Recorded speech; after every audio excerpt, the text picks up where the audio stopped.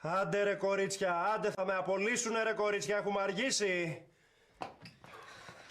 Δεν βρίσκω τη γλώσσα και το τετράδιο των μαθηματικών. Δεν πειράζει αγάπη μου, θα κοιτάς από τη διπλανή σου. Και πώς θα δείξω τις ασκήσεις μου στη δασκάλα? Θα τις πας αύριο τις ασκήσεις. Έλα ρε Σάντρα, έχουμε αργήσει. Μισό, δεν έχω πάρει και την καστίνα μου. Δεν πειράζει, θα πάρεις γόμα και μολύβι από τη διπλανή σου. Θέλω να πάρω και το κουκαλάκι μου, μωρή μπαμπά.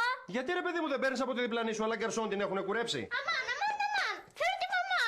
Αγάπη μου, αυτή τη στιγμή όλη τη μαμά θέλουμε. Αλλά σας είπα, η μαμά δεν μπορεί να είναι μαζί μας. Δουλεύει πάρα πολύ αυτή την περίοδο. Καλά δεν βλέπεις ρε μπαμπά, η μπλούζα μου είναι λερωμένη. Πάρε από τη διπλανή σου. Σαντρά, κοροϊδεύεις? Τι να κάνω ρε μπαμπά? Εγώ φταίω ρε παιδιά. Εγώ φταίω που σας βρίσκω λύσεις έστω και την τελευταία στιγμή.